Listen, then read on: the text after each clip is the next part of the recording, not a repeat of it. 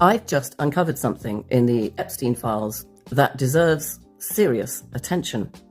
I have found 900 results linked to Malaysia, emails, JP Morgan documents, travel references, political names, and multiple enterprise hard drives photographed and catalogued with numbers written on them. So let's break this down. In February 2012, there's an email discussing whether to arrange a private meeting between Jess Staley of JP Morgan and Anwar Ibrahim, the Prime Minister of Malaysia now, wasn't at the time. The wording is striking. Should we arrange a private meeting for Jess with Anwar Ibrahim? That's from Epstein. If he becomes Prime Minister of Malaysia, we will clean up. And it could be a goldmine for JPM. And then this line. I know Anwar well. Always stayed close to him for many years. That's not just speculation. That's Epstein describing familiarity. There is no public evidence that such a meeting took place, and no evidence of wrongdoing that has been made public. And Anwar Ibrahim denies all connections with Epstein.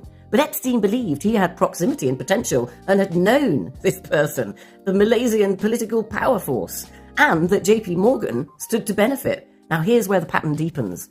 In the same Malaysia-labelled datasets, we see repeated JP Morgan documents, masses, hundreds and hundreds of financial materials about funds and things. We also see Jean-Luc Brunel emailing to Jeffrey that he's waiting for his passport and is going to Malaysia. We see Ada Rothschild forwarding investigative material about the Arbor 1MDB circle, the biggest financial scandal in the world, and multiple enterprise-grade Western digital drives, numbered, catalogued, labelled, product of Malaysia.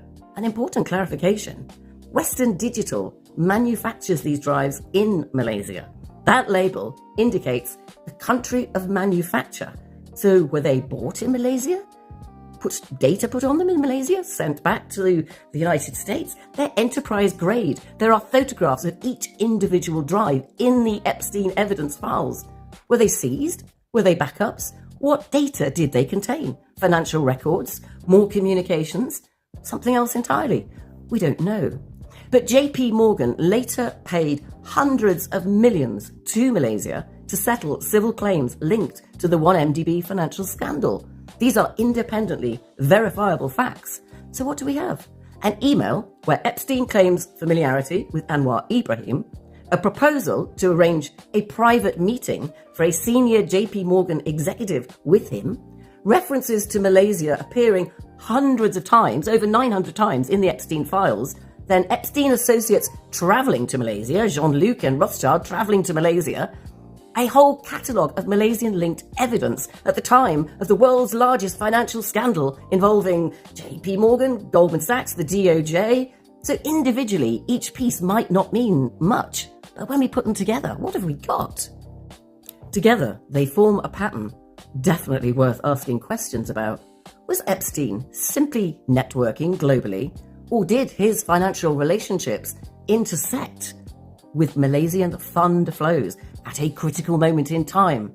I'm not able to draw firm conclusions. I'm presenting you with documented pieces. JP Morgan, 1MDB, lots and lots of numbered hard drives. The images are public. The settlements, like JP Morgan's $1 million settlement, are public. Now the questions and the patterns. The fact that we've got a Rothschild and Jean-Luc, known people of Epstein's group, talking to Epstein, visiting Malaysia at the time the scandal was taking place.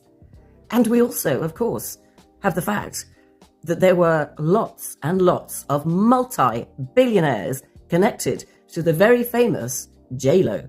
Not of singing fame, but the billionaire that absolutely rocked through the halls, the dance floors, the discotheques, and the fake fraud that brought down effectively the Malaysian government. And dare I mention it, all at the time that a Malaysian airline disappeared with 239 souls on board. I don't want to go that far yet, but what have I uncovered? You tell me.